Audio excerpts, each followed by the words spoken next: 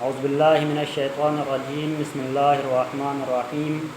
اما بعد قال رسول اللہ صلی اللہ علیہ وآلہ وسلم من لا یشکر المخلوق لم یشکر اللہ، جو مخلوق کا شکر ادا نہیں کرتا وہ اللہ کا شکر ادا نہیں کرتا۔ یہ حدیث شکر گزاری کی اہمیت کو واضح کرتی ہے کہ کس طرح ہمیں مخلوق کا اور اللہ کا شکر ادا کرنا چاہیے۔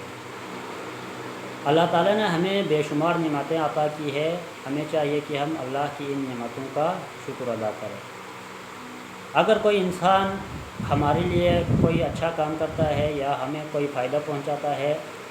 تو یہ ہمارا اسلامی فریضہ بنتا ہے، یہ ہمارا اخلاقی فریضہ بنتا ہے کہ ہم اس انسان کا شکریہ ادا کریں۔ اگر ہم معاشرے میں اچھے کام کرنے والوں کا شکریہ ادا نہیں کریں گے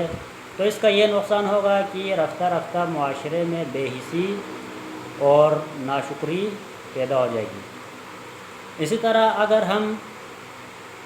اس شخص کا شکریہ ادا نہیں کریں گے، اللہ کی مخلوق کا شکریہ ادا نہیں کریں گے جنہوں نے ہمارے لیے اچھے کام کیے، جنہوں نے ہمیں فائدہ پہنچایا ہے، تو یہی رویہ اللہ کے ساتھ بھی ہوگا کہ اللہ نے بھی ہمیں بے شمار نعمتیں عطا کی ہے۔ جب ہم ہمارے لیے اچھے کام کرنے والے، ہمارے فائدہ پہنچانے والوں کا شکریہ ادا نہیں کریں گے تو یہی رویہ ہمیں اللہ کی نعمتوں کے بارے میں بھی ہوگا اور ہم اللہ کا بھی شکر گزار نہیں رہیں گے۔ اسی لیے ہمیں اللہ کا شکر ادا کرنا چاہیے، اور جو انسان ہمارے لیے کوئی بہترین کام کرتا ہے تو ہمیں اس کا بھی شکریہ ادا کرنا چاہیے۔ شکر گزاری کا یہ فائدہ ہوگا کہ آپس میں محبت پیدا ہوگا، بھائی چارگی کو فروغ پاتا ہے، اور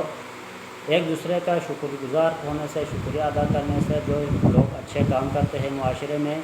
جو لوگ معاشرے کی فلاح و بہبود کے لیے کام کرتے ہیں،